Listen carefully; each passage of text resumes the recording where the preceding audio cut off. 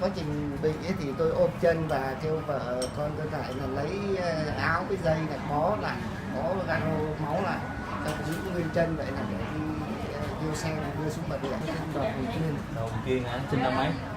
73. À vậy hả? Anh bị sao mà vô đây vậy? Thì có trình cũng phát gốc cỏ để trồng cỏ nước bò, cỏ vôi ấy. Sử dụng những cái phát cỏ thì mình lưỡi dao.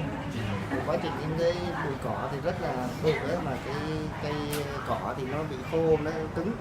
Nhưng mà thường ngày thì tôi vẫn phát bằng dao đó. Thì hôm đấy thì về mình cũng kiểm tra dao rồi này kia, mình đập lại, mình mài cái dao đắp vô.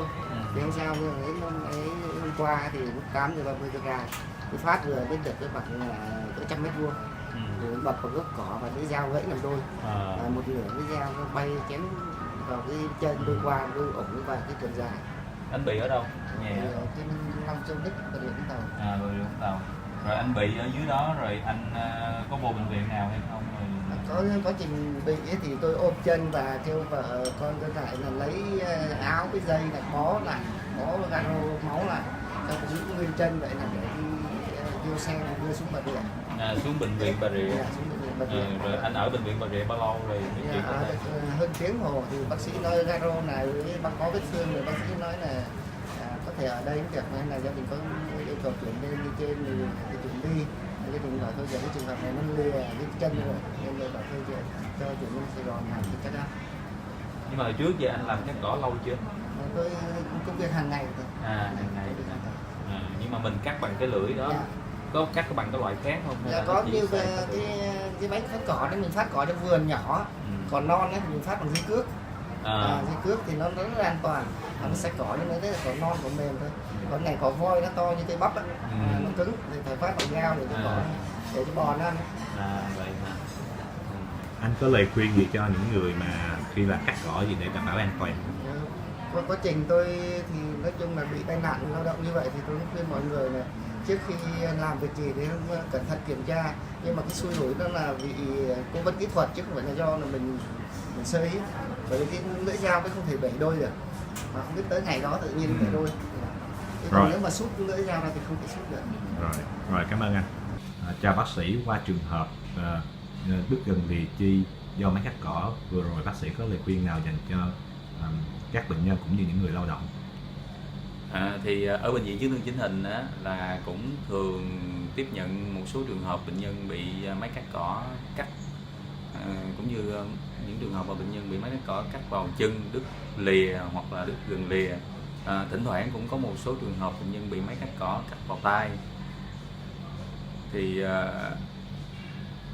theo mình được biết á, là bệnh nhân họ vào bệnh viện chấn thương chỉnh hình với trường hợp cái chi bị đứt lìa.